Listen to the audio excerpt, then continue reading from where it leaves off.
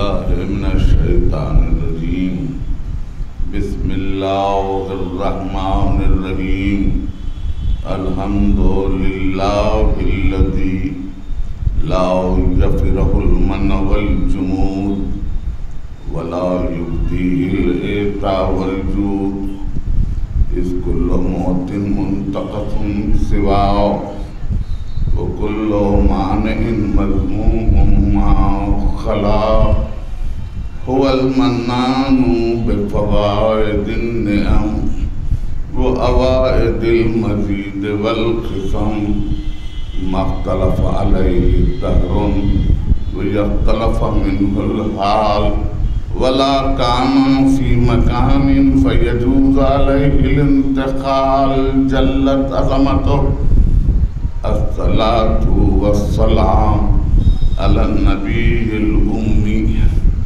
الخاتم لما سبق والفاتح لمن غلق المعلن الحق بالحق أبي القاسم محمد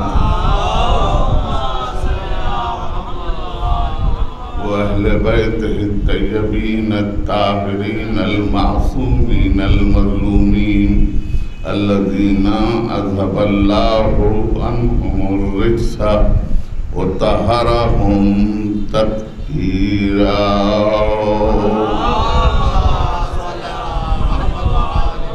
أما بعد فقد قال الله سبحانه وتعالى في محكم كتابه الحكيم يثبت الله الذين آمنوا بالقول الثابت في الحياة الدنيا وفي الآخرة ويذل الله الظالمين ويفعل الله ما يشاء.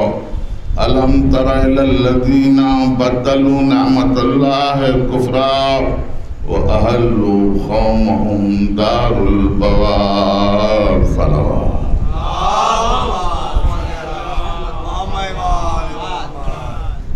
عزیزان گرامی، ان مجالس کے لیے عنوان کا اعلان ہو چکا ہے، لیکن میں آج کو عنوان سے مربوط کرنے سے پہلے یہ بات آپ کی خدمت میں عرض کروں کہ جب کبھی میں مجالس کے کسی سلسلے کو خطاب کرتا ہوں تو احتیاطاً یہ بات عرض کر دیتا ہوں کہ کلام مجید کا دنیا کی تقریباً ہر زبان میں ترجمہ ہو چکا ہے. پہلا ترجمہ تو اطالوی میں ہوا، پھر اس کے بعد لاطینی میں ہوا، پھر اس کے بعد تو تقریباً ہر زبان میں اس کا ترجمہ ہو چکا ہے. لیکن آج 29 ماہ محرم 1440 ہجری میں آپ کے روبرو تقریر کرتے ہوئے میں یہ کہہ سکتا ہوں کہ کوئی ترجمہ صحیح ترجمہ نہیں ہے، اس لیے کہ ترجمہ تقریباً تصنیف کے برابر نہیں تو تصنیف سے کچھ کم بڑا فن بھی نہیں ہے. ترجمہ کرنے والے کے لیے یہ ضروری ہے کہ اس کو دونوں زبانوں پر برابر کا عبور حاصل ہو. پھر یہ ہے کہ اس کی ضرب الامثال پر عبور چاہیے، محاوروں پر عبور چاہیے، لغت پر عبور چاہیے. پھر اس سے کچھ سوا یہ کہ لغت کا کون سا لفظ کس دور میں کیا معنی رکھتا تھا. زمان و مکان کے بدلتے بدلتے لغت پھیلتی بھی ہے، لغت سمٹتی بھی ہے. لغت کے کچھ لفظ مر بھی جاتے ہیں، لغت میں کچھ نئے لفظ پیدا بھی ہو جاتے ہیں.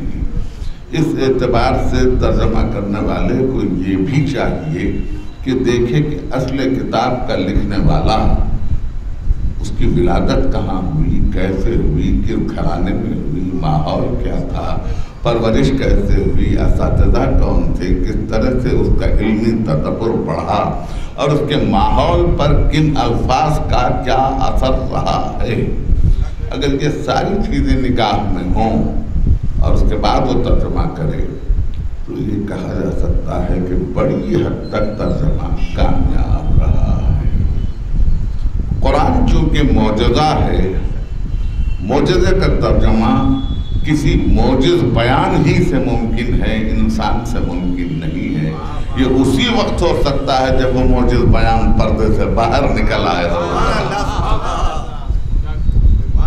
اس مختصر سی تمہید، پیش تمہید کے ساتھ اب مجھ سے احتیاطاً یہ ترجمہ سنیے۔ میں جب کبھی ترجمہ پیش کرتا ہوں تو یہ لفظ احتیاطاً ضرور کہتا ہوں، اس لیے کہ ایک تو ہم عربی داں ہیں نہیں، ہم اہل زبان نہیں ہیں عربی کی۔ جو اہل زبان ہیں ان کا بھی یہ حال ہے کہ وہ 1400 برس پہلے کی جو زبان رہی ہے، جو لسانیات رہی ہیں، جو لفظ رہے ہیں، اس کی گہرائی اور گہرائی اور تمام تک پہنچنے کے قابل نہیں ہے۔ عربی دنیا کی سب سے رئیس زبان ہے، the richest language of the world۔ ایک اونٹ کے لیے 500 سے زیادہ لفظ ہیں، تلوار کے لیے 700 سے زیادہ لفظ عربی میں ہیں، گھوڑے کے لیے لفظ 200 سے زیادہ ہیں۔ یعنی اونٹ کا بچہ جب پیدا ہو تو اس کے لیے لفظ الگ ہے، اٹھ کے کھڑا ہو تو اس کے لیے لفظ الگ ہے، دودھ پینے کے قابل ہو تو اس کے لیے لفظ الگ ہے، سنہری کھال والے اونٹ کے لیے لفظ الگ ہے، سرخ کھال والے اونٹ کے لیے لفظ الگ ہے، بار برداری کے لیے ہونے والے لوز کے اونٹ کے لیے لفظ الگ ہے، جو قاصد لے جاتے ہیں تیز رفتار اونٹ ان کے لیے لفظ الگ ہے۔ غلط یہ میں کہاں تک آپ کی خدمت میں تفصیلات کرتا رہوں، اتنی رئیس زبان ہے کہ ایسی کوئی اور زبان نہیں ہے۔ ایک لفظ میں اٹھا رہا ہوں جو قرآن میں بکثرت استعمال بھی ہوا تھا، جسے کہتے ہیں تقویٰ۔ تقویٰ کے آج معنی ہے پرہیزگاری، بس اتنی۔ لیکن جس وقت قرآن نازل ہو رہا تھا اس وقت تقویٰ کے معنی یہ تھے کہ جس طرح سے تنومند گھوڑا کھلوان اور پتھریلی زمینوں پر اترتے ہوئے اپنے سوار کو گرنے سے اور اپنے سموں کو زخمی ہونے سے بچانے کے لیے جس احتیاط سے قدم رکھتا ہے اسے تقویٰ کہا جاتا ہے۔ تھوڑا سا آج پہلی مجلس ہے، میں یہ چاہتا ہوں کہ تمہید میں کچھ مقدمے آپ کی دہنیالی تک پہنچ جائیں میرے، تو پھر مجھے تقریر میں آسانی ہو جائے۔ آپ اس لفظ کو اس معنی میں اس وقت نہ رکھ کر اس کو ایک علامت سمجھ کر آج استعمال کریں اور دیکھیں کہ آج دنیا کے رجھاؤ، زر و سین کی جھنکار، تعیشات کی بہتار، آرام، اقتدار پسندی، سروں پر حکمرانی کا کب، انسان سے انسان کی بزرگی چھین لینے کی خواہش، ان ڈھلوان زمینوں پر نفس کا گھوڑا جس احتیاط سے قدم رکھ کے اپنے سوار کو بچانے کے لیے سفر کرتا ہے، یہی تقویٰ۔ آپ محسوس کر رہے ہیں ایک ایک لفظ کے یہ معنی ہے۔ ایسے میں اب آیت کا ترجمہ سنیے کہ یثبت اللہ الذین آمنوا بالقول الثابت فی الحیات الدنیا و فی الآخرہ۔ اللہ صاحبان ایمان کو ثبات قول عطا کرتا ہے، دنیا میں بھی اور آخرت میں بھی۔ یعنی صاحبان ایمان کی تعریف ہی یہ ہے کہ اس کے کلام میں ثبات ہو، اس کے قول میں ثبات ہو، وہ جو کہہ دے تو کہہ دے، جو صبح کہے وہی شام کہے، وہی لڑکپن میں کہے، وہی جوانی میں کہے، وہی بڑھاپے میں کہے، وہ آخری دم بھی وہی کہے، ندا کی جھٹکوں میں وہی کہے، جاکنی میں وہی کہے۔ یہ تعریف ہے مومن کی، یہ نہیں کہ صبح بازار کے اترتے چڑھتے بھاؤ کے اعتبار سے کچھ کہہ دیا، بدلتے حالات کے اعتبار سے کچھ کہہ دیا، حکومتیں بدل رہی ہوں تو اپنے قول کو بدل دیا۔ یہ صاحبان ایمان کا شعار نہیں ہے۔ صاحبان ایمان کا شعار ہی یہ ہے کہ جو کہہ دیا تو وقت آخر تک وہ کہتے نہیں، ذات واجب یہ کہتا ہم دنیا میں بھی اس کو ثبات قول عطا کرتے ہیں اور آخرت میں بھی۔ وَيُذِلِّ اللَّهُ الظَّالِمِينَ، اور ظالموں کو گمراہی میں چھوڑ دیتے ہیں اندھیروں میں۔ وَيَفْعَلُ اللَّهُ مَا يَشَاءُ، اور اللہ جو چاہتا ہے وہی کرتا ہے۔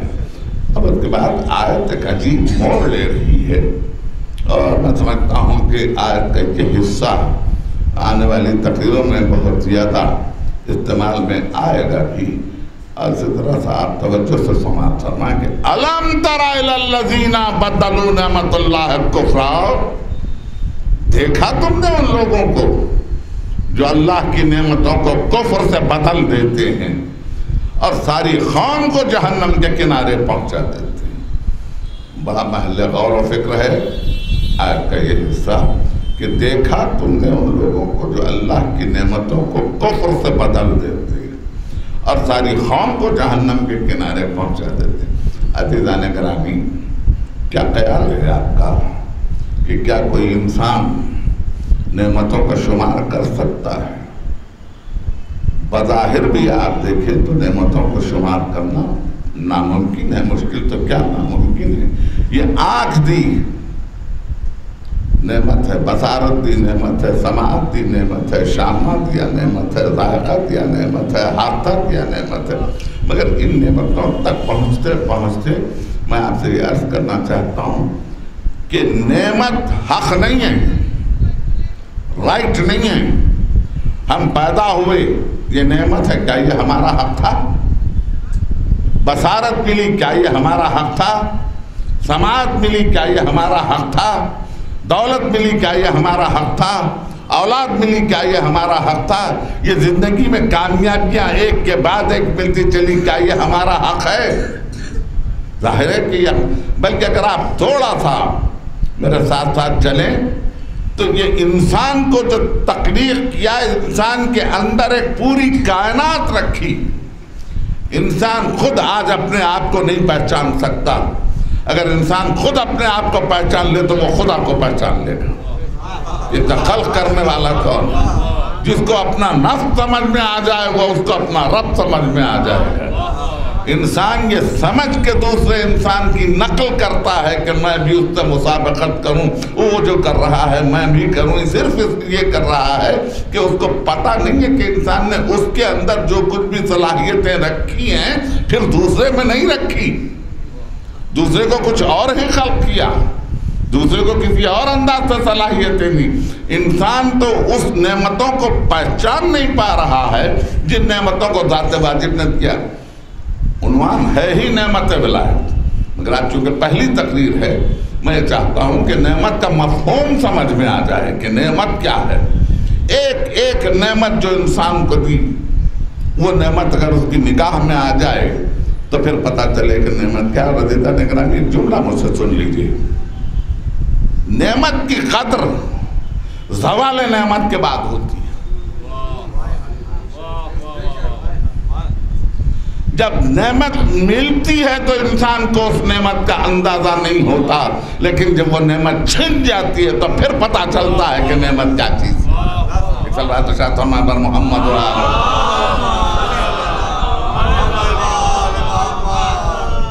ملٹن کی مشہور نظم انگریزی کی paradise last and paradise gain, یعنی جب اس کی بینائی چھن گئی تھی تو تب اس کو پتا چلا کہ کیسی نعمت تھی۔ پیراڈائز لاسٹ، میں نے جنت کھو دی، جنت گم گشتہ۔ اس نے طویل نظم لکھی یہ کہہ کے کہ نعمت کیا، پتہ اس کو وہ اس وقت چلا جب اس کی بینائی اس سے چھن گئی۔ ایک بینائی، اور آپ کو کچھ اندازہ ہے کہ انسان خود تخلیق کے عمل میں کتنے پروسیس سے گزرتا ہے۔ مٹی سے چلا، نطفے میں آیا، نطفے سے چلا، علقے میں آیا، کلوٹڈ بلڈ جمع ہوا، لہو، علقے سے چلا، مضغے میں آیا، نمو پذیر گوشت، مضغے سے چلا، عظام میں آیا، ہڈیاں بنتی چلی، عظام سے چلا، لحم کی صورت میں آیا، صورت بنتی چلی، چہرہ بنتا چلا، آنکھیں بنتی چلی، ناک بنتی چلی، دہن بنتا چلا، زبان بنتی چلی، شانے بنے، سینہ بنا۔ اب یہ پورا لحم کی صورت میں آیا، پھر کہیں تباہ کی منزل میں انسان ہو۔ اگر اس پورے پروسیس میں اگر ایک معمولی سی بھی کمی رہ جائے تو بچہ زندگی بھر اپاہج ہو کے رہ جائے۔ ایک نعمت کے رک جانے سے، ایک نعمت کے رک جانے سے زندگی بھر اپاہج ہو کے رہ جائے اور اس کو احساس ہو کہ میں نامکمل رہا، تو انسان کو تکمیل کے مراحل تک پہنچا کر اس کو وجود عطا کر کے ولادت تک پہنچانا، کیا یہ نعمتوں کا انبار نہیں ہے؟ ان ماں باپ کے دل سے پوچھئے، اس نوجوان کے دل سے پوچھئے جس کو آپ فزیکلی چیلنج کہتے ہیں یا فزیکلی ہینڈیکیپ کہتے ہیں، جو اپاہج ہے، جو محروم ہے نعمتوں سے، اس کے دل سے پوچھئے کہ اگر ایک پاؤں پورا سالم نہیں ہے اور ایک ہے تو وہ زندگی کیسے گزار رہا ہے، نعمتوں کی کمی کو کیسے محسوس کر رہا؟ انسان کو کامل پیدا کیا، یہ سب سے بڑی نعمت، مگر کیا یہ اس کا حق تھا؟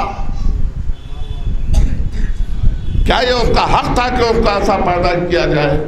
نعمت حق نہیں ہے، نعمت عطا کرنا ہے، نعمت عطا کرنا ہے، نعمت بخش دینا ہے، نعمت لطف الہی کی عطا پر عطا ہے۔ یہ دو لفظ ہیں، ظاہر ہے کہ میں لکھنؤ ہی میں تقریر کر رہا ہوں، مجھے معلوم ہے کہ لکھنؤ کا مزاج کیسا ہے اور ان کی ادب دانی کیسی ہے، ان کی زبان کیسی ہے، میں جانتا ہوں، لیکن اس کے باوجود یہ لفظ چونکہ ادب کے نہیں ہیں، یہ علم الکلام کے ہیں، اس لیے میں چاہتا ہوں کہ نئی نسل تک یہ لفظ اپنے پورے مفہوم کے ساتھ پہنچ جائیں۔ ہر لفظ کی ایک ضد ہوتی ہے، جیسے نور کی ضد ہے ظلمت، جیسے عدل کی ضد ہے ظلم، جیسے حق کی ضد ہے باطل، اسی طرح سے نعمت کی بھی ایک ضد ہے، وہ ہے نقمت، نون قاف میم تے نقمت، نعمت عطا کرنا، نقمت کھینچ لینا، سلب کر لینا، واپس لے لینا، محروم کر دینا نقمت ہے۔ یہ لفظ کو آپ تھوڑا سا ذہن میں رکھیں، اس لیے کہ بہت کم ایسا ہوتا ہے کہ الفاظ استعمال میں آتے ہیں۔ نعمت عطا الہی، نقمت کھینچ لینا۔ آپ دعا کمال جب پڑھتے ہیں تو یہ لفظ اس میں آتا ہے کہ یا سابغ النعم، اے نعمتوں کو فراواں کرنے والے، یا دافع النقم، اور نقم کو دفع کر دینے والے۔ یہ ہے نعمت، یہ ہے نعمت۔ اب میں ایک کروٹ لوں، پھر تقریر کو آگے بڑھاتے ہوئے دور تک آج تمہید کو لے جاؤں۔ تمام نعمتوں میں دین سب سے بڑی نعمت ہے۔ دین سے بڑی کوئی نعمت نہیں ہے۔ عزیزان گرامی، میں کوئی عالمانہ تقریر نہیں کر رہا ہوں آپ کے روبرو، یہ تو میری ایک طالب علمانہ افکار ہیں جو میں آپ کو سامنے پیش کر رہا ہوں کہ آپ اپنے فکر کے ساتھ ساتھ میرے ساتھ چلتے رہیں۔ دین کی کوئی جغرافیائی حدود نہیں ہے، میری نگاہ میں تو نہیں ہے، میری محتاط نظری کا کیا، میں اپنی علمی ناداری سے واقف ہوں، اپنی تہی دامنی کا مجھے اندازہ ہے۔ دین کی کوئی جغرافیائی حدود نہیں ہے، کہ کوئی جغرافیکل لیمٹس نہیں ہے کہ جیسے ہندوستان یہاں سے یہاں تک ہے، یہاں سے پاکستان ہے، یہاں سے ایران ہے، یہاں سے ایسی دین کی کوئی جغرافیائی حدود نہیں ہے۔ انسان کے کردار کے صرف دو پہلو ہیں، دو ہی جنبے ہیں انسان کی کردار کی، جن جنبوں سے اس کا کردار تعمیر ہوتا ہے اور اس کردار کی وجہ سے وہ پہچانا جاتا ہے، صرف دو ہی پہلو ہیں انسان کے، ہاں یا نہیں، یہ میں کرتا ہوں یہ میں نہیں کرتا، یہ میں کھاتا ہوں یہ میں نہیں کھاتا، یہ میں پہنتا ہوں یہ میں نہیں پہنتا، مجھے یہ پسند ہے یہ پسند نہیں ہے، میرا طرز رہائش یوں ہے یوں نہیں ہے، میرا ذوق علمی یہ ہے یہ نہیں ہے، میں اس ادب کو پسند کرتا ہوں اس ادب کو پسند نہیں کرتا۔ ساری زندگی میں اس کے کردار کے صرف یہی دو پہلو ہیں، ہاں نہیں، ہاں نہیں، ہاں نہیں۔ لیکن میں آپ سے یہ عرض کروں، ہر چیز میں کہ کچھ عزت کم ہے، ہر بات پہ ہاں کر دینے کی عزت کچھ کم ہے۔ جتنا نہیں بڑھتا جاتا ہے اتنی توقیر بڑھتی جاتی ہے. اسی لیے کلمے کا آغاز بھی تو نہیں سے ہے.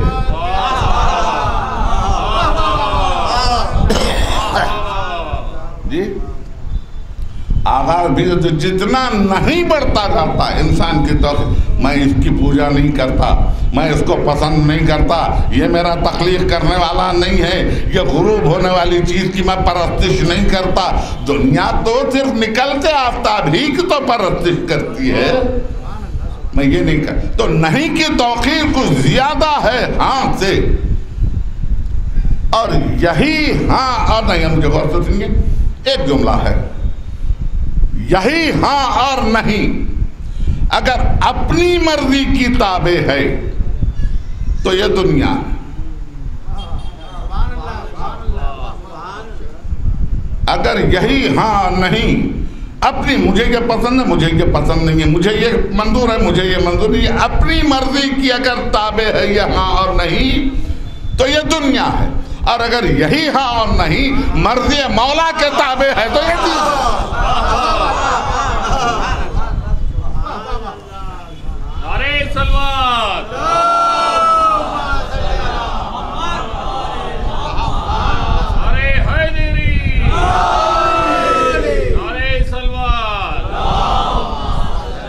یہ ہاں اور نہیں اگر اپنی مرضی کی تابع ہے تو یہ دنیا ہے. اگر مرضی مولا کے تابع ہے تو یہ دین ہے. دین اور دنیا کی کوئی جغرافیکل لمٹ نہیں ہے, کوئی جغرافیائی حدود نہیں ہے کہ اس کی پیمائش کر کے کہا جائے کہ یہاں تک دنیا ہے, سیٹلائٹ لے کے اس کی حدود فکس اپ کی جائے کہ یہ دنیا ہے, یہ دین ہے. ایسا نہیں ہے, بلکہ جہاں مولا کی مرضی ہے وہی دین ہے. نعرہ صلوات.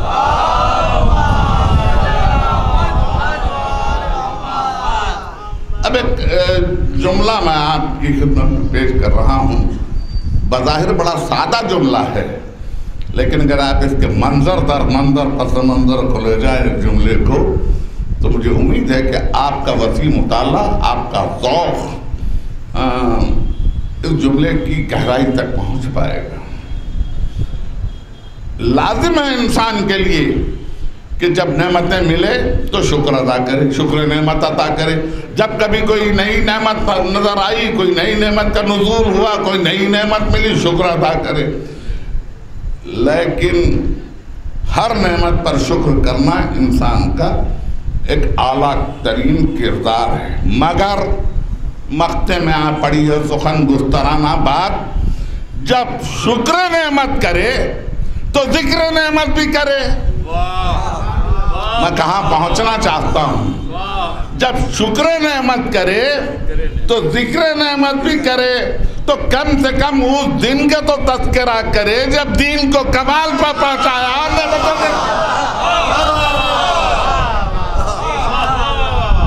جی کم سے کم اس دن کا تو تذکرہ, میں اس دن میں ڈوب کے رہ جائے, اس دن میں خود کو ضم کر دے, اس دن میں خود کو تحلیل کر دے, اس دن کو اپنے وجود میں سما لے, اس روشنی کو سمیٹ لے. میں یہ سب نہیں کہہ رہا ہوں, اس لیے نہیں کہہ رہا ہوں کہ یہ سب کے مقدر میں ہے کب جو میں کہوں. یہ سب کے مقدر میں ہے کب جو میں کہوں. یہ تو جن کے مقدر میں ہے وہ تو شکر نعمت کے ساتھ ہر آن ذکر نعمت بھی کرتے ہیں, اور اس نعمت کا تذکرہ اپنے وجود کا حق سمجھتے ہیں کہ جس کی وجہ سے دین تمام پہنچی, نعمت تمام اتمام کو پہنچی. جی ابھی میں آیت کے اس حصے پر نہیں ہوں, ظاہر تیسری یا چوتھی تقریر میں اس حصے پر آؤں گا کہ الم تر الی الذین بدلوا نعمت اللہ کفرا. دیکھا تم نے ان لوگوں کو جو اللہ کی نعمتوں کو کفر سے بدل دیتے ہیں اور ساری قوم کو جہنم کے کنارے پہنچا دیتے ہیں. پروردگار, جس پہ تو نے نعمت نازل کی اس نے نعمت کو کفر سے بدلا, اس نے نعمت کو نعمت سے بدلا. یہ قوم کیوں جائے جہنم کے کنارے, یہ قوم کیوں جائے جہنم کے کنارے؟ تو پتہ یہ چلتا ہے کہ جو نعمتیں انسان کی حد تک ہے اس کا کفران نعمت کرے تو اس کا وجود جائے جہنم میں. لیکن بعض نعمتیں ایسی ہیں کہ ان کا انکار, اور سمجھو سنیے, یہ جملہ میں تھوڑے سے مبہم انداز میں کہہ رہا ہوں، اس کو روشن کرتا جاؤں گا جستا جستا۔ کچھ نعمتیں ایسی ہیں کہ جس کا انکار کرنا نہ صرف ایک مرض ہے، وہ مرض ذات کے لیے لازم نہیں ہے، بلکہ وہ مرض متعدی ہے کہ وہ انکار کرنے کا جو مرض ہے، اس سے بغض رکھنے کا جو مرض ہے وہ متعدی ہے، انفیکشیس ہے۔ وہ پہلے خود کو بیمار کرے، پھر گھر والوں کو بیمار کرے، پھر محلے کو بیمار کرے، پھر خاندان کو بیمار کرے، پھر شہر کو بیمار کرے، نتیجے میں ساری قوم جہنم کے کنارے پہنچ جائے۔ آپ محسوس کر رہے ہیں؟ ابھی میں نے نام نہیں لیا ہے کسی کا، میں تو اپنے عنوان کی سرحدوں پر آپ کو ایک نظر ڈالتے لے جانا چاہتا ہوں۔ یہی ہوا آپ کی حد تک، بس یہ کہ یہی ہوا کہ اگر اس نعمت کا تذکرہ تاریخ میں آ جاتا اور اس دن کا تذکرہ آ جاتا تو تاریخ میں اندھیروں کے دھندل کے نہیں رہتے، ظلمتوں کے فیصلے نہیں رہتے۔ یہ لکھنؤ ہے، ہندوستان میں زبان کی آزادی ہے، بیان کی بھی آزادی ہے، اظہار خیال کی بھی آزادی ہے، لیکن کچھ میری بھی مجبوریاں یہ ہیں کہ میں ممبر پر رہ کر بار نام لینے سے یوں مجبور رہتا ہوں کہ میرے زبان کی طہارت زائل ہو جاتی ہے۔ اور میرے لیے ضروری نہیں ہے کہ میں آپ کے سامنے نام لوں کسی کا اور آپ کے ذہن کو مقدر کر دوں آپ کے ذہن کی فضا کو، یہ میرا بھی طریقہ نہیں ہے، میں یہ کر نہیں پاتا ہوں، میری مجبوریاں ہیں۔ لیکن یہ کہ ایک نیا تھوڑا سا تمہید کا حصہ لے کے آپ کے ساتھ میں سفر کرنا چاہتا ہوں، آپ کی ترقی یافتہ ذہنیت کے ساتھ میں سفر کرنا چاہتا ہوں۔ تمہیدی تقریر ہے میری کہ کسی فن کی، کسی علم کی، کسی شہر کی، لکھنؤ ہی کو لے لیجیے، اگر اس شہر کی تاریخ لکھنا مقصود ہو تو یہ لکھا جائے گا کہ بھئی یہ لکھنؤ، اس کا نام کیسے پڑا، پھر یہاں کون کون لوگ آباد ہوئی، یہاں پہلے بولی جانے والی زبان کون سی تھی، پھر آپسی میل جول کیسے پڑی، پھر یہ ہے کہ رسم و رواج کیسے ترتیب پاتے چلے، پھر ایک پختہ تہذیب کیسے درائی، کہاں سے درائی، کیوں کر درائی، پھر اس تہذیب کو کتنا اپنایا گیا، کتنا اس کو چھوڑ دیا گیا، اس کو ختم کر دیا گیا، اس سے منہ موڑ لیا گیا، مشترکہ تہذیب انسانوں میں کیسی پائی، پھر زبان، بولی، ٹھولی، روزمرہ محاورے، گفتگو، انداز، یہ سب کچھ کیسے آئے، سواریوں میں یہ اہتمام کر، یہ ہوگی لکھنؤ کی تاریخ۔ جی مختصراً عرض کر رہا ہوں، لیکن اگر صرف میں لکھنؤ کے حکمرانوں کی تاریخ لکھ کے کہوں کہ یہ لکھنؤ کی تاریخ ہے تو یہ لکھنؤ کی تاریخ نہیں ہوگی۔ آپ اتفاق کر رہے ہیں میری بات سے؟ جی اسی طرح سے جو تاریخ اسلام لکھی گئی وہ اسلام کی تاریخ نہیں ہے جو آپ کے سامنے ہے، جو آپ کے ہاتھوں میں ہے، وہ اسلام کی تاریخ نہیں ہے، وہ مسلمانوں کی تاریخ ہے۔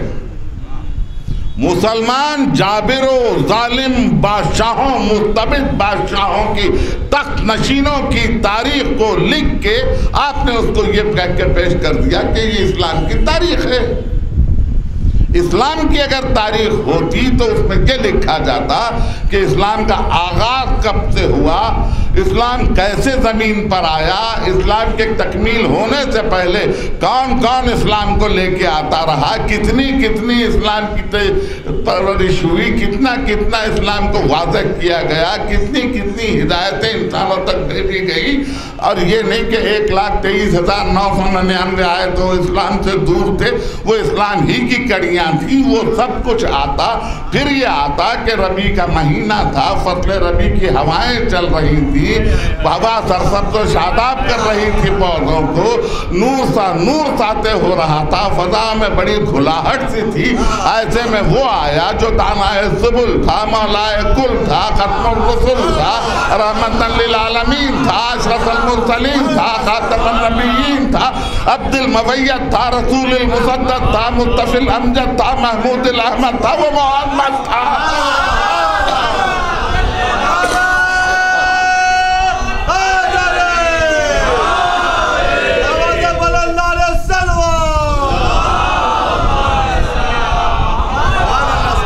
میں شکر گزار ہوں کہ آپ نے مجھے ساتھ لینے کا موقع فراہم کیا۔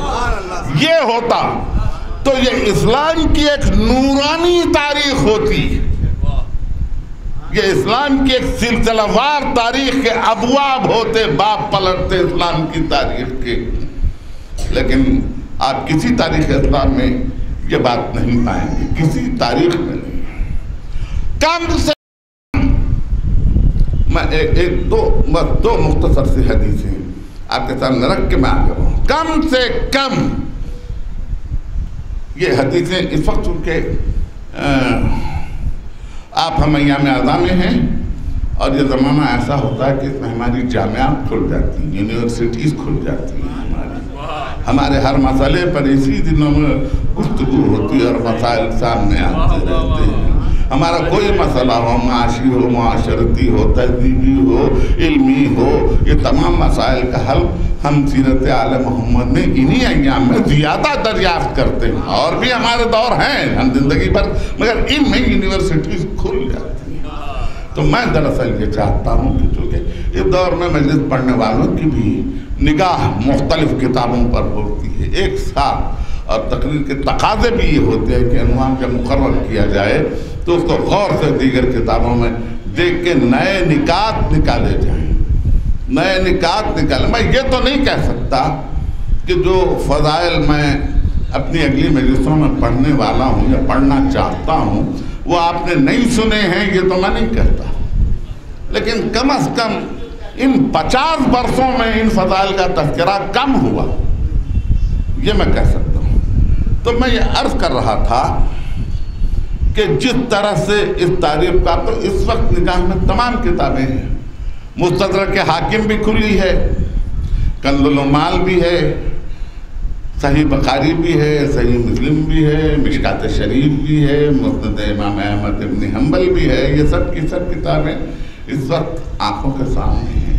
اس سے میں صرف ایک حدیث لے رہا ہوں اور پابند کر رہا ہوں اپنی تقریر کہ پوچھنے والے نے پوچھا متا وجبت لک النبوہ، اللہ کے رسول آپ پر نبوت واجب کب ہوئی؟ دی گئی نہیں، لی گئی نہیں، بخش دی گئی نہیں، عطا کی گئی نہیں۔ پوچھا اللہ کے رسول آپ پر نبوت واجب کب ہوئی؟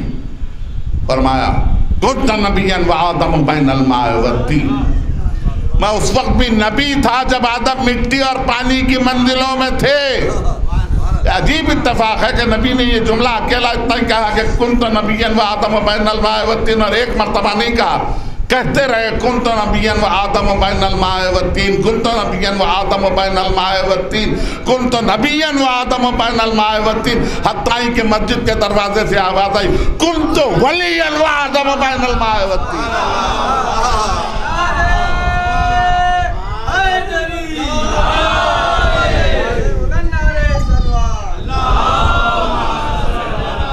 کم سے کم تاریخ کا آغاز یہاں سے تو ہونا چاہیے کہ نبوت اس وقت فرض کر دی گئی تھی، نبوت اس وقت واجب کر دی گئی تھی جب آدم مٹی اور پانی کی منزلوں میں تھے، مگر یہ کہہ نہیں سکے، اس لیے شاید میں سمجھتا ہوں کہ اس کے بعد یہ بھی کہنا پڑتا کہ کوئی ولی تھا بھی آدم مٹی اور پانی کی منزلوں میں تھے۔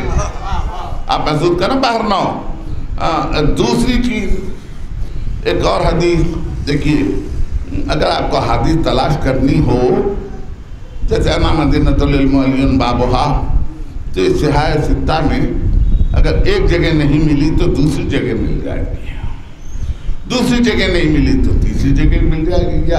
یا علی انت مثل الاعلیٰ آپ کی حدیث دریافت کرنا چاہیں, ایک جگہ نہیں ملی تو دوسری جگہ مل جائے گی, دوسری جگہ نہیں ملی تو تیسری جگہ مل جائے گی. اللہ اس ایک حدیث کے, یہ ایک حدیث آپ کو سیاہ ستہ کی کسی کتاب میں نہیں ملے گی, کسی کتاب میں نہیں ملے گی. اور وہ حدیث ہے اول ما خلق اللہ النوری. سرکار رسالت نے فرمایا کہ اللہ نے سب سے پہلے میرے نور کو خلق کیا. یہ حدیث آپ کو سیاہ ستہ کی کسی کتاب میں نہیں ملے گی. اس لیے نہیں ملے گی کہ اگر یہ حدیث اس میں لکھ دیتے تو اس کے فوراً بعد ان کو لکھنا پڑتا کہ انا و علی من نور واحد. آپ محسوس کر رہے ہیں؟ تو چونکہ وہ اگر لکھ دیتے کہ میں اور علی ایک ہی نور سے ہیں تو پھر نور کی جگہ نور کو آنا تھا, نور کے ہاتھوں پہ نور کو آنا تھا, نور کے کندھوں پہ نور کو جانا تھا, نور کی مسلط پر نور کو ہونا تھا.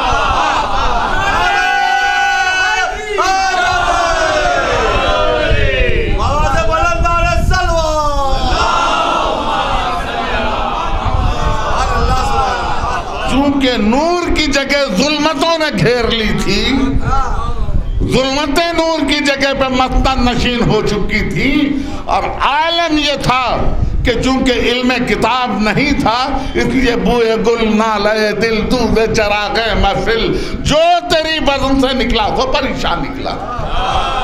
یہ تاریخ ہے, یہ تاریخ میں 36 ہجری تک کی 25 برس کی اسلام پہ گزری ہوئی تاریخ لکھ رہا ہوں.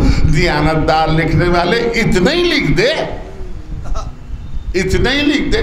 ذرا سا ایک اور میں چاہتا ہوں کہ اقدام آگے بڑھے, قدم آگے بڑھے. چونکہ تاریخ لکھی بنو امیہ کی, تاریخ لکھی بنو عباس کی, تاریخ لکھی بنو فاطمہ کی, تاریخ لکھی آل سلجوق کی, تاریخ لکھی آل ساسان کی. یہ سب جابر و مستبد و ظالم بادشاہوں کی تاریخ لکھ کے آپ نے اس کو کہا تاریخ اسلام. نتیجہ یہ ہوا کہ آج اسلام صرف دہشت گردوں کی تاریخ بن کے رہ گیا. اسلام کی تاریخ صرف دہشت گردوں کی تاریخ بن کے رہ گئی.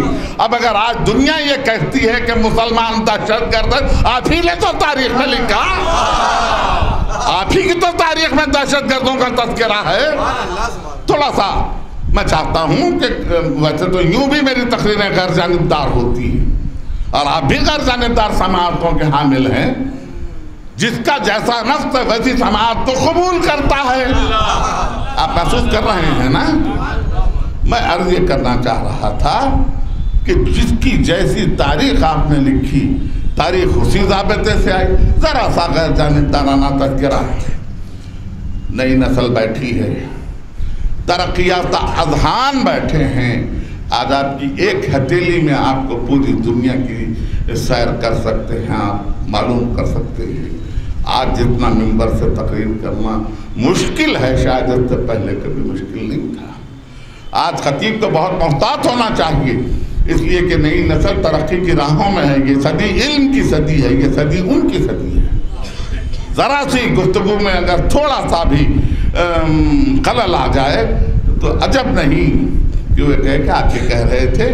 حقیقت تو یہ ہے لائبریریاں اتنی سی ہتھیلی برابر کی گنجائشوں میں لائبریریاں سما گئی, تو آج اس کو غور نظر میں رکھنا چاہیے. تو میں یہ عرض کروں کہ جب یہ تاریخ کے دھارے میں آ جائیں تو میں پوچھوں آپ سے کہ فلاں جگہ فاتح قسطنطنیہ, فلاں فاتح روم, فلاں فاتح ایران, فلاں سیف الاسلام. آپ نے اپنی محبتوں سے بہت ساروں کو بہت کچھ کہا اور بہت ساروں کو بہت سے خطابات دیے, بہت ساروں کے بہت سے کارنامے لکھے. لیکن کوئی مجھے یہ تو بتلائے کہ آذربائیجان میں کون سا لشکر گیا تھا اسلام کا؟ آج کروڑوں مسلمان ہیں باکو میں. باکو اٹھا کے دیکھ لیجئے, آپ ریفر کر لیجئے. آج رشیا میں کروڑوں مسلمان ہیں، آج چین میں کروڑوں مسلمان ہیں، آج انڈونیشیا میں کروڑوں مسلمان ہیں، دنیا کے ہر گوشے میں مسلمان۔ آپ کا کون سا لشکر گیا تھا وہاں؟ صرف محمد و آل محمد کے بچے تھے جو جگہ جگہ پھیل گئے اور جنہوں نے اسلام کو پھیلایا۔ میں ابھی ہوں یہاں، میں آپ کے ساتھ ہوں، اور 6 دن آپ تاریخ کو ریفر کریں، آج رات جا کے دیکھیں، آپ تلاش کریں انٹرنیٹ پر کہ اسلام کو کون کون کہاں کہاں لے کے گیا تھا۔ سب آل محمد ہے اور کوئی نہیں ہے، کوئی نہیں ہے سوائے آل محمد کے۔ اگر صرف اتنا ہی تاریخ میں لکھ دیا جاتا تو شاید تاریخ کی آبرو بچ جاتی، عزت بچ جاتی تاریخ۔ جی عزیزان گرامی، اب آپ نے یہ نہیں چھوڑیے بھی، اس کے لیے تو بڑا وسیع دل چاہیے نا یہ لکھنے کے لیے۔ تو میں یہ کہوں کہ حضرت خواجہ معین الدین چشتی رحمت اللہ علیہ اجمیر میں ہیں، کون سی تلوار اور لشکر لے کے آئے؟ جی حضرت نظام الدین اولیاء دہلی میں ہیں، کون سا لشکر لے کے آئے تھے؟ چراغ دہلی کون سا لشکر لے کے آئے تھے؟ حضرت خواجہ بندہ نواز گیسو دراز دکن میں ہیں، 104 برس کی عمر ہے، اور دیہات کے دیہات مسلمان ہوتے چلے گئے ان لوگوں کے ہاتھ پر۔ تو یہ لوگ کون سا لشکر لے کے آئے تھے؟ تبلیغ اسلام کی تاریخ لکھنے والے، تم نے کم سے کم ان لوگوں کا تو تذکرہ کیا ہوتا تاریخ اسلام میں۔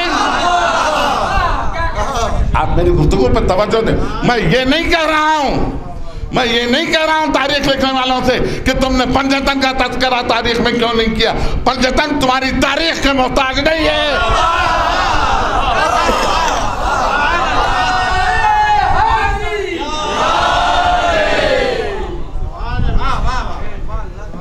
پنجتن تمہاری تاریخ کے محتاج نہیں ہے، تمہاری تاریخ پنجتن کی محتاج تھی۔ تم نے چونکہ اس میں وہ نہیں لکھا تو اس میں نور نہ آ سکا، سوائے ظلمتوں کے اور کوئی تذکرہ نہیں رہ سکا۔ اور واہرے آپ کی تاریخ کا انداز مبارک ہو اور کیوں نہ ہو۔ اورنگزیب عالمگیر ابن انشا کی کتاب سے ایک جملہ پڑھ رہا ہوں۔ اورنگزیب عالمگیر رحمت اللہ علیہ بھی کیا خوب شخصیت تھی، ایک وقت کی نماز نہیں چھوڑی، ایک بھائی کو زندہ نہیں چھوڑا، باپ کو خیر کیا، رحمت اللہ علیہ۔ یہ ہے آپ کی تاریخ، یہ ہے آپ کی تاریخ کا انداز۔ ایسی تاریخ میں تاریخ اپنی جگہ بہت غیر سنتار تقریر میری، اور میں سمجھتا ہوں کہ میں نہیں جانتا مجھے اور کتنی دیر تقریر کرنا، مگر میں اتنا تمہید کا چیپٹر ختم کر کے آج تقریر کا وقت میں مرا ہے۔ میں یہ پوچھنا چاہتا ہوں، تاریخ کو تو چھوڑیے، میں بات اسلام کی کروں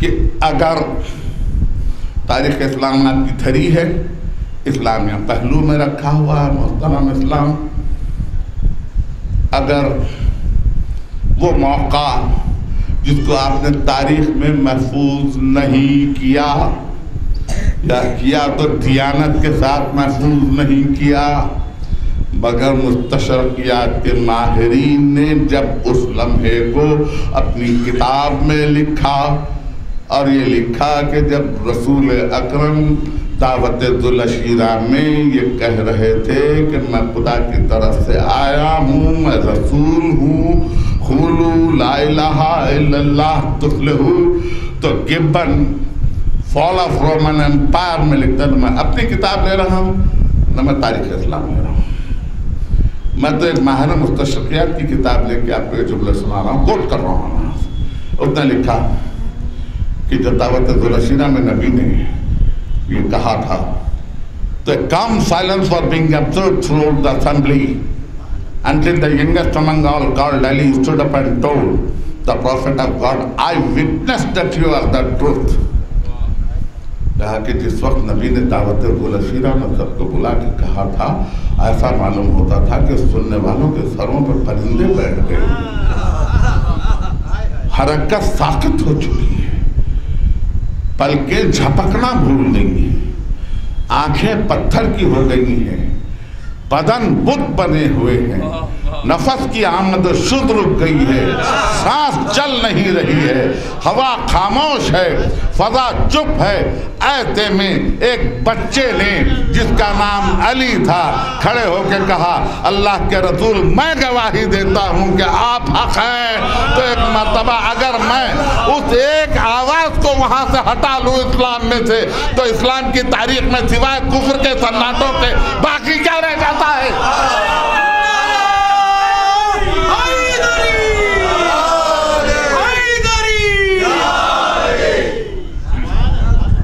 میں بڑی آہستگی کے ساتھ پڑھنا چاہتا ہوں اور یہ چاہتا ہوں کہ چونکہ میں اپنی زندگی کی آخری تقریریں کر رہا ہوں، یہ انیس دم کا بھروسہ نہیں، ٹہر جاؤ چراغ لے کے کہاں سامنے ہوا کے چلے، اگر میں یہ چاہتا ہوں کہ نقوش آپ کے سپرد کرتے ہوئے جاؤں تاکہ آپ کے اندر تاریخ مرتب ہوتی جائے۔ اور یہ تاریخ میں صرف آل محمد سے لے رہا ہوں۔ تاریخ لینے کے لیے بھی مورخ یوں آسانی سے تاریخ نہیں لکھ سکتا۔ میں یہ باتیں نہیں کہہ رہا ہوں کہ اس کو دیانتدار ہونا چاہیے، اس کے قلم کی میں یہ ہونا چاہیے، اس کا قلم در خرید نہیں ہونا چاہیے، یہ میں باتیں نہیں کر رہا ہوں، یہ تو خطابت میں چلتی رہتی ہیں۔ میں تو یہ کہہ رہا ہوں کہ مورخ کا قلم اسی وقت صحیح اور حق کی تحقیق لکھ سکتا ہے، تاریخ لکھ سکتا ہے اگر اس کے بدن میں نجیب لہو ہو، جس کے بدن میں طاہر خون نہ ہو، نجیب لہو نہ ہو، وہ تو تاریخ لکھ ہی نہیں سکتا، تاریخ لکھ ہی نہیں سکتا۔ اور اس اعتبار سے ذرا سا آپ بدر میں آ جائیں، ذرا سا، میں جنگ نہیں پڑھوں گا، آپ سے میں وعدہ کر رہا ہوں میں جنگ نہیں پڑھوں گا، اگر کبھی پڑھوں گا آخری تقریروں میں تو سب سے کہتا ہوں، مگر میں پوری جنگ نہیں پڑھوں گا، مجھے بہت کچھ پڑھنا ہے آپ کے لیے، بہت کچھ آپ کی خدمت میں عرض کرنا ہے۔ اور اس کے بعد فیصلے آپ پر چھوڑنا ہے مجھے کہ آپ چھوڑیں، آپ سوچیں، آپ غور کریں، آپ فیصلہ کریں کہ کیا ہونا چاہیے تھا اور کیا ہے، اور آج ہم کو کس طرف لے جانے کی کوشش کی جا رہی ہے، یہ بھی فیصلہ میں آپ ہی پہ چھوڑنا چاہتا ہوں کہ پہلے تو اغیار تھے، ماحول تنگ تھا، حجاج بن یوسف کے دور میں چن چن کے گردنیں اڑائی جا رہی تھی، جب تک کہ خون نہ دیکھ لیتا علی کے چاہنے والوں کا اس وقت تک تو ناشتہ نہیں کرتا تھا۔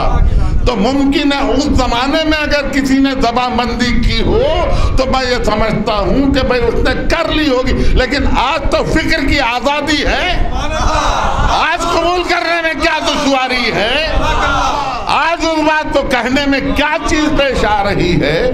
باہر نہ ہوگی، یہ ترتیب سے میں چل رہا ہوں، ترتیب سے آج کے تک فقط اتنا، کل میں اس کے بعد کے مرحلے سے گزروں گا، پھر اس کے بعد فیصلے آپ کے۔ ہجرت آپ نے سنی ہے، بہت سالوں سے سنی ہے ہجرت۔ ظاہر ہے کہ جب بچہ نیا نیا ممبر پہ آتا ہے اس کو تربیت دی جاتی ہے تو وہ بھی ہجرت پڑھتا ہے، اور علماء بھی پڑھتے ہیں، فارغ التحصیل ہو کے آنے والے بھی پڑھتے ہیں۔ مجھ سے بھی سن لیجیے، جس وقت رسول اکرم ہجرت فرما کے گئے تھے یا جا رہے تھے یا فرمایا چاہتے تھے، اس وقت مکے کے اکثر گھر خالی ہو چکے تھے، یعنی جو خلافتوں کے دعوے دار تھے اور جو خلافتوں کی مسندوں پہ بیٹھے تھے وہ بھی جا چکے تھے مکے سے، وہ مکے میں نہیں تھے، وہ مکے سے جا چکے تھے، حبش کی طرف رخصت ہو چکے تھے، چلے گئے تھے۔ بیشتر لوگ مکہ چھوڑ کے جا چکے تھے، البتہ وہ ایک صاحب رہ گئے تھے، نام ظاہر ہے کہ مجھے یاد نہیں رہتا، آپ کو یاد ہو تو آپ کو بھی زحمت فرما لیں، وہ ایک رہ گئے تھے اور وہ بھی بار بار پوچھتے تھے یا رسول اللہ میں بھی جاؤں، میں بھی جاؤں، یا رسول اللہ میں بھی جاؤں۔ تو ان سے کہتے تھے نہیں تم ٹھہرو، تم ٹھہرو، تم ٹھہرو، میں کہوں گا تم سے کہ کب جانا ہے کب چلنا، تم ٹھہرو۔ باقی تو سب گئے تھے، جن کے تذکرے تھے سب گئے تھے، اٹھا کے آپ دیکھیں گے تاریخ کو دیکھیں گے، کوئی نہیں تھا مکے میں، کوئی نہیں تھا. اور ایک رات نبی اکرم نے علی سے کہا میں جا رہا ہوں, آج تم یہ سب چادر اوڑھ کے میرے بستر پہ سو جانا. علی کا سن اس وقت 19 برس, اٹھتی ہوئی جوانی.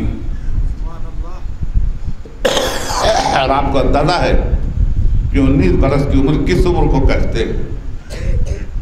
جہاں امنگیں پروان چڑھ چکی ہوں, جہاں انسان ترقی کی منازل طے کرنا چاہتا ہوں. علی کیوں کہ آج تم سو جانا, یہ سب چادر اوڑھ گئے. علی سو گئے. سرکار رسالت کے قتل کی سازش یوں نہیں ہوئی کہ بس ان کو قتل کر دیا جائے جا کے, ایسا سازش نہیں ہوئی, ایسی سازش نہیں ہوئی. انہوں نے کہا, سارے کفار نے کہا کہ اگر کوئی قبیلہ بھی جا کے کسی قبیلے کا کوئی فرد جا کے اگر قتل کر دے گا محمد کو, تو بنی ہاشم کسی کو زندہ نہیں چھوڑیں گے, وہ قبیلے کو تہس نہس کر کے رکھ دیں گے. تو آخر کار یہ خیال آیا کہ 40 قبائل کے ایک ایک جوان مرد کو چن لیا جائے, جوان طاقتور, اور 40 کے 40 جا کے حملہ کر دیں محمد پر. تو پھر اس کے بعد بنی ہاشم کس سے کیا حساب لے سکیں گے, کس کو کیا قتل کر سکیں گے. تو 40 افراد آئے, 40 افراد, اور ان سب کی رہبری جو کر رہا تھا ابو جہل تھا. آپ بڑے انہماک تو سن رہے ہیں, اور میں آپ کے لیے انہماک کے ساتھ ہی وہاں پہنچنا چاہتا ہوں. جب آ کے دروازے کو ڈھکیلا گیا اور وہ سر چادر ہٹائی گئی تو دیکھا علی سو رہے. تو علی کہتے ہیں کہ میرے پہلو میں بستر پر تلوار رکھی ہوئی,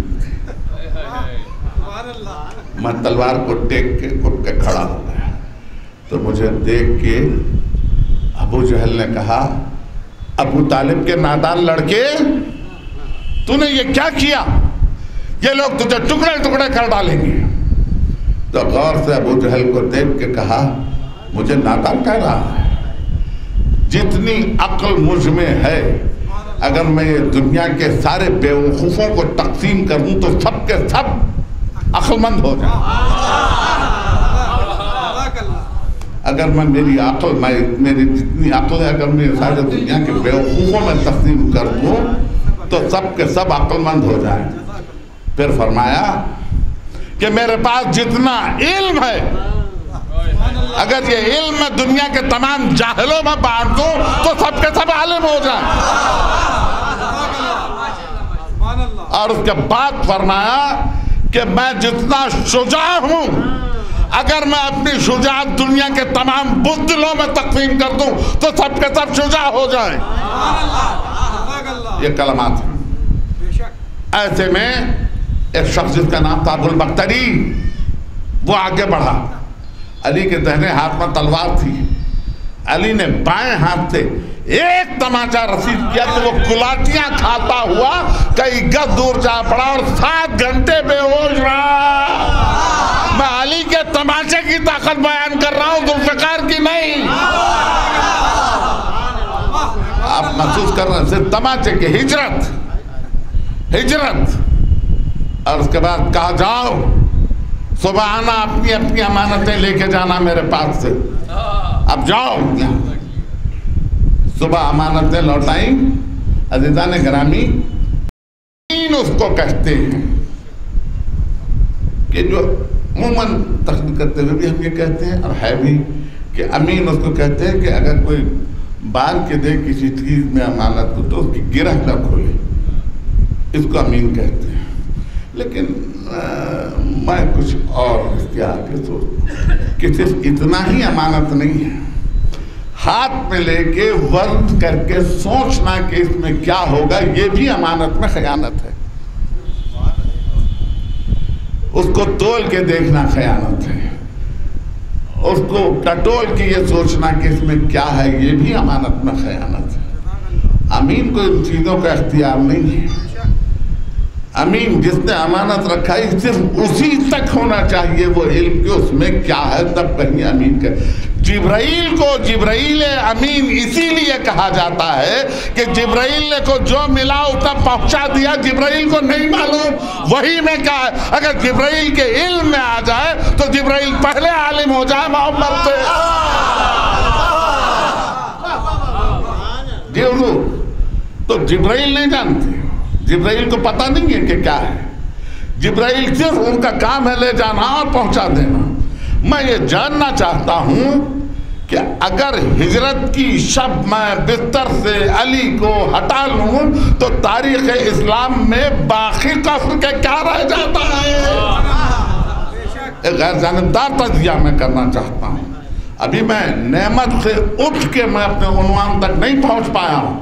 میں آج کی تمہیدی تقریر میں کچھ مقدمے رکھنا چاہتا تھا، اور اسی طرح سے جب یہ منزل آئے کہ کوئی موقع ایسا نہ رہے جہاں سے ہم علی کے تذکرے کو ہٹا سکے، یہ ممکنات میں سے نہیں ہے۔ آخری جملے آج کی حد تک، پھر میں آپ کے لیے مسائل پڑھ سکوں۔ اس حصے کو آپ یاد رکھیے، یہ حصہ میں مسلسل دیگر مجالس میں اس سے متصل حصے عرض کرتا ہوا جاؤں گا، پھر ہم آخری مرحلے تک جا کے شاید کسی نتیجے تک پہنچ سکیں۔ میں یہ نہیں کہتا کہ نتیجے تک پہنچ جائیں گے، شاید کسی نتیجے تک پہنچ سکیں۔ میں عرض کر رہا تھا کہ ولایت سے بڑی، ہدایت سے بڑی اور دین سے بڑی کوئی نعمت نہیں۔ امیر المومنین نے سلونی کہا، کب کب کہا، آخری مرتبہ کب کہا، کس سے کیا کہا، اگر میں وہ ہٹا لوں تو کیا باقی رہ جاتا ہے، قرآن کے معنی ہٹا لوں تو کیا رہ جاتا ہے، یہ تمام مدارس سے آپ گزریں گے۔ لیکن آج کی حد تک کہ میں یہ چاہتا ہوں کہ آپ کی نگاہ میں یہ رہے، اور یہ میری طرف سے تحفہ گل ہے، اس کو آپ محفوظ رکھیں کہ کسی نے آ کے، جب سلونی کی آوازیں بلند ہوتی تھی تو کسی نے آ کے علی سے پوچھا، یا علی زندگی کس کو کہتے ہیں؟ دیکھیں یہاں زندگی کا سوال ہے، امام جعفر صادق سے موت کا سوال۔ کسی کی زندگی کا حساب کس طرح سے ہوتا ہے؟ تو کہا بڑی آسان بات ہے، پہلے سال گن لے، پھر مہینے گن لے، پھر دن گن لے، پھر ساعتیں یعنی گھنٹے گن لے، پھر دقیقے گن لے یعنی منٹ گن لے، پھر لمحے گن لے یعنی سیکنڈز گن لے، اور پھر اس کے بعد یہ سیکنڈز ہو جانے کے بعد پھر ہین گن لے۔ تو کہا مولا سیکنڈ لمحے تک ہو چکے، اب اس کے بعد بھی کچھ ہے؟ کہا ہاں، زندگی ختم ہو جاتی ہے، بظاہر آثار زندگی کے باقی نہیں رہتے انسان میں، نفس ساکت سے دکھائی دیتی ہے، خون جمنے لگ جاتا ہے، سانس کی آمد و شدھ رک جاتی ہے، مگر ابھی کچھ سانسیں باقی رہ جاتی ہیں۔ انسان کو وہیم کہتے ہیں، وہ سانس باہر تک تو نہیں آتی لیکن اندر کا اندر کھیلتی رہتی ہے، اس کو کہتے ہیں ہین۔ اگر اس ہیل میں بھی اگر کوئی اقرار ولایت کر لے تو اس کی بخشش کا مضامن ہو۔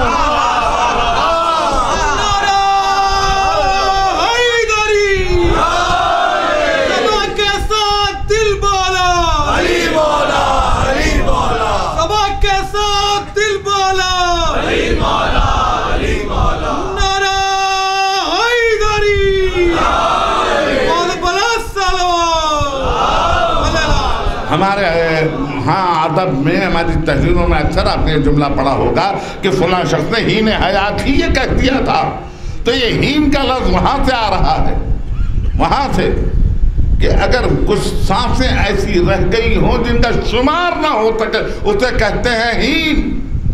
اگر اس کے درمیان بھی کوئی اقرار ولایت کر لے تو پھر اس کی بخشش کا مضامن ہو۔ اگر میں یہ چیزوں کو زندگی میں سے ہٹا لوں تو انسان پھر کیسے جیے، کہاں جیے؟ یہی تو دو رخ ہیں، یہی تو دو پہلو ہیں زندگی کے۔ ایک محبت علی، ایک غم حسین ابن علی۔ اس کے سوا زندگی کی کوئی پہلو نہیں ہے۔ ظاہر ہے کہ کل سے اور میرے پاس 4 تقریریں رہ جاتی ہیں۔ میں چاہتا ہوں کہ کسی اور زاویوں سے ہم وہاں تک پہنچیں جہاں سے نعمت ولایت کا تصور ذہن میں آ جائے، لیکن آج کی حد تک یہ دونوں نعمتیں ہیں۔ محبت علی بھی نعمت ہے، غم حسین ابن علی بھی نعمت ہے۔ اسی لیے کوئی مرحلہ ہو، کوئی غم کا مرحلہ ہو، کوئی آزمائش کا مرحلہ ہو، تو کوئی خوشی کا مرحلہ ہو، ہماری زبان سے نکلتا ہے یا علی، اور کبھی کوئی ذرا سا حزن آ گیا، ذرا سا ملال آ گیا تو ہماری زبان سے نکلتا ہے حسین، اور اس نام میں بڑا درد ہے۔ عزیزان گرامی، آج محرم کی 29ویں تاریخ ہے۔ اس تاریخ کو میرے لیے ضروری نہیں ہے کہ میں کوئی تفصیلی مصائب پڑھوں۔ آج میری شہزادیاں بازار شام میں برہنہ سر کھڑی ہوئی ہیں، آج ان کے سروں پہ چادریں نہیں ہیں، اور عجیب بات یہ ہے کہ وہ بیمار جو زنجیروں کو سنبھالے کھڑا ہے، اس کی کیفیت یہ ہے کہ راتوں سے گزرتے ہوئے میں ایام میں برابر کہتا رہتا ہوں کہ عابد بیمار کی شہادت فقط ایک دن کی شہادت نہیں ہے۔ 10ویں محرم سے میرے مولا قدم قدم شہید ہوتے رہے ہیں، قدم قدم مولا کی شہادت ہوتی رہی ہے۔ ایک جملہ میں عرض کروں، قافلہ راستے سے گزر رہا تھا اور اس مقام کے قریب سے گزرا کہ جہاں حبیب ابن مظاہر رہتے تھے۔ حبیب کے بیٹے نے کہا کہ سنتے ہیں کوئی قافلہ آ رہا ہے، چلو چل کے دیکھیں۔ آ کے کاروان کے راستے پہ کھڑے ہو گئے۔ اب جو دیکھا دور سے گرد کاروان نمودار ہوئی، قافلہ قریب پہنچا، غور سے دیکھا تو آگے آگے نیزوں پہ کچھ سر ہیں۔ ایک نیزے پہ ایک 18 برس کے کڑیل جوان کا سر ہے، ایک نیزے پہ ایک 13 برس کے چاند کا سر ہے، 2 نیزوں پہ 8-9 برس کے بچوں کے سر ہے، اور ایک نیزے پہ دیکھا تو ایک 6 مہینے کے بچے کا سر ہے۔ انہی سروں کے ہجوم میں اب جو غور سے دیکھا تو دیکھا ایک نیزے پہ باپ کا سر ہے، تو تڑپ کے کہا اللہ یہ تو میرے بابا کا سر ہے۔ اپنے ساتھیوں سے کہا چلو بڑھ کے اس سر کو چھین لیں۔ تلواریں نکال کے حملہ کیا اور اس سر کو چھینا، پھر رخسار پہ رخسار رکھ کے کہا جس کا بیٹا زندہ ہو اس کے باپ کے سر کو کوئی یونوں کے نیزہ پہ لے جاتے ہیں۔ عابد بیمار نے زنجیروں کو تھاما، نجف کا رخ کر کے کہا یا علی میرے بابا کا سر، میرے چچا کا سر، میرے بڑے گھر کا سر۔ ہو چکی مجلس، میں نے آپ کو زحمت دی، مگر میں یہ چاہتا ہوں کہ کبھی کبھی آپ ان زخموں کا بھی ماتم کریں جو زخم دکھائی نہیں دیے۔ آپ ان زخموں کا تو ماتم کرتے ہی ہیں جو زخم دکھائی دے گئے، لیکن کبھی کبھی ان زخموں کا بھی ماتم ہو جائے جو زخم دکھائی نہیں دیے۔ عزیزان گرامی، آپ بھی ایک ایسے شہر کے رہنے والے ہیں جو رئیسوں کا شہر رہا ہے۔ کسی رئیس کے گھر میں نوکر چاکر کام کرنے والے حاجب خدمتگار بہت کچھ ہوتے ہیں۔ سب سے برا وقت وہ نہیں ہوتا کہ جب دولت لٹ جاتی ہے، سب سے برا وقت یہ ہوتا ہے کہ اس کو اس کے گھر کے نوکر نہ پہچانے، وہ وقت بڑا سخت ہوتا ہے۔ عابد بیمار پر جب ایسا وقت آیا، آپ سنتے ہیں کہ ان کی ایک کنیز تھی جس کا نام تھا شیری، جناب شہربانوں کے ساتھ آئی تھی، بڑی خدمت کی ہے شیری نے، عابد بیمار کی بڑی خدمت کی ہے۔ جب عابد بیمار چھوٹے تھے اور پاؤں پاؤں چلتے تھے تو شیریں اپنا دامن بچھا کے کہتی تھی میرے شہزادے زمین پر نہ چلو شہزادے، پاؤں میں کنکر چبھ جائیں گے، اب میرے دامن پہ چلو۔ آج کوئی عابد بیمار کے دل سے پوچھے پیروں میں اتنا لہو نہیں ہے، گوشت گل چکا ہے، ہڈیاں دکھائی دے رہی ہے، کیا گزری میرے امام پر؟ بہرنو یہ کہ امام نے چاہا کہ شیریں کی شادی کر دی جائے، اس کے لیے رشتہ قرار دیا اور آ کے کہا شیریں میں نے تیرے لیے گھر دیکھا ہے، ایک لڑکا ہے، اس سے شادی میں تیری کر دینا چاہتا ہوں۔ کہ مولا کہ میں آپ سے چھوٹ کے نہیں جاؤں گی مولا، میں میرے شہزادے علی ابن الحسین سے چھوٹ کے نہیں جا سکوں گی، میں زندہ نہیں رہ سکوں گی مولا، مجھے میری شہزادی زینب کی خدمت میں رہنے دیجیے۔ حسین نے کہا نہیں شیریں، ہر لڑکی کا اپنا ایک گھر ہوتا ہے، تو چلی جا اپنے گھر کو۔ کہا مولا میں مر جاؤں گی۔ کہا نہیں شیریں تو چلی جا، میں ایک دن تیرے گھر کو ضرور آؤں گا، میں ایک دن تیرے گھر کو ضرور آؤں گا۔ کہا مولا کہاں آپ آقا، اور میں کہاں کنیز آپ اور میرے گھر کو آئیں گے؟ کہا نہیں شیریں میں آؤں گا، میرا سر تیرے اس وعدے کو پورا کرے گا۔ شیریں گئی، دن گزرتے چلے، برس گزرتے چلے، مدت گزرتی چلی۔ ایک رات خواب میں دیکھا حسین آئے ہیں اور کہہ رہے شیریں میں نے تجھ سے کہا تھا نا کہ میں آ رہا ہوں، لے دیکھ میں آ گیا، میرے ساتھ تیرا شہزادہ علی ابن الحسین بھی ہے، شہزادی زینب بھی ہے، بچے بھی ساتھ ہیں، علی اکبر بھی ہے، ام لیلہ بھی ہے، ام رباب بھی ہے۔ شیریں جاگی، شوہر کو جگا، اٹھ، کہا امام میرے خواب میں آئے ہیں اور کہہ رہے ہیں کہ میں آ رہا ہوں، جا انتظام کر، راستوں کی صفائی کروا دے گھر کے آگے، اور تم دور دور تک خناتیں بندھوا دینا، ثانیہ زہرا کی سواری آ رہی ہے، دور دور تک خناتیں بندھوا دینا، پانی ٹھنڈا بھروا دینا، بچے دور سے آ رہے ہیں، گرمی تیز ہے۔ وہ نکلا، اس نے سب اہتمام کیا اور اس کے بعد کہا باہر جا، شہر پناہ کے باہر جا کے استقبال کر کے لانا، خود گھر کو صاف کیا، بستر لگائے، یہاں میرا شہزادہ علی ابن الحسین سوئے گا، یہاں علی اکبر رہیں گے، یہاں اون و محمد ہوں گے، یہاں قاسم ہوں گے۔ مولا نے کہا تھا کہ میرے ساتھ ایک بچہ بھی آ رہا ہے، یا میں بچے کو رکھوں گی۔ دن گزرتا گیا، شام آئی، قافلہ نہیں آیا، نہ شوہر آیا، نہ قافلے کی خبر آئی۔ دھندل کے بڑھنے لگے شام کے، تو گھبرا کے چادر اوڑھ کے گھر سے نکلی، کہا کہ اللہ میرے آنے والوں کی خیر ہو، اب تک تو قافلہ نہیں آیا، مولا کہہ رہے تھے کہ آ رہا ہوں۔ باہر نکلی، دیکھا نہ ادھر کوئی ہے نہ ادھر کوئی ہے۔ اب جو غور سے دیکھا کہ کہ مقام پر کچھ اونٹ بیٹھے ہوئے ہیں، ان اونٹوں کے سائے میں بیویاں چھوٹے چھوٹے بچوں کو لے کے بیٹھی ہیں، بچے گرم ریتی پر رخسار رکھ کے سو رہے ہیں۔ گھبرائی، لگتا تھا کہ کوئی اور موقع پر پہنچ گئی ہے مقام پر، کہ ایک مرتبہ دیکھا ایک قیدی زنجیروں کو تھامے سر جھکائے بیٹھا ہے۔ قریب پہنچی، غور سے دیکھ کے کہا بڑے مظلوم دکھائی دیتے ہو، لگتا ہے کہ سر سے باپ کا سایہ اڑ گیا ہے، لگتا ہے کہ بڑا گھر اجڑ گیا ہے، مگر کہا نہ گھبراؤ، آج ایک رات تھوڑی دیر اور صبر کر لو، ابھی میرے مولا حسین آ رہے ہیں، تم کو قید سے رہائی دلواؤں گی، بیویوں کو چادریں دلواؤں گی، بچوں کو آغوش میں اٹھا کے لے جاؤں گی، میں نے گھر میں اہتمام کیا ہے، حسین گھر میں رہیں گے، تم باہر رہ جانا حسین کے قریب میں کرواؤں گی۔ تو ایک مرتبہ قیدی نے سر کو اٹھا کے کہا حسین کو دیکھے گی تو پہچان لے گی؟ کہا کیسے نہ پہچانوں گی، زندگی بھر کنیز ہے، ان کے ساتھ میرا شہزادہ علی ابن الحسین بھی آ رہا ہے۔ عابد بیمار نے زنجیروں کو تھام کے سر کو بلند کیا اور کانپتا ہوا ہاتھ اٹھا کے اشارہ کر کے دیکھا، کہا شیریں وہ دیکھ، وہ حسین کا سر ہے، وہ عباس کا سر، وہ علی اکبر، وہ قاسم۔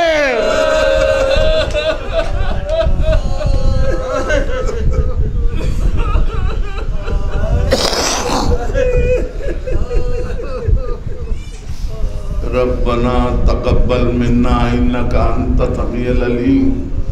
پروردگار ذکر اور اس عبادت کو قبول فرما، حاضرین مجلس اور بانیان مجلس کی دلی مقاصد کو برلا، 40 کا موقع ہو، ان آنسوؤں کو ذریعہ حسین پر بہنے کا احترام کر دے۔ پروردگار ماتم کرنے والوں کے ہاتھ حرم عباس میں اٹھیں، مگر ماتم کرنے والوں جب حرم عباس میں ہاتھ اٹھانا تو یاد کرنا تمہارے مولا کے ہاتھ نہیں ہیں۔ پروردگار تجھے کربلا کے بھوکوں کا واسطہ ہے، ہمارا رزق اگر آسمانوں میں ہے تو اسے زمینوں پہ نازل کر دے، جو زمینوں کے اندر ہے تو اسے باہر نکال دے، جو دور ہے تو اسے قریب کر دے، جو قریب ہے تو اسے ہمارے ہاتھوں میں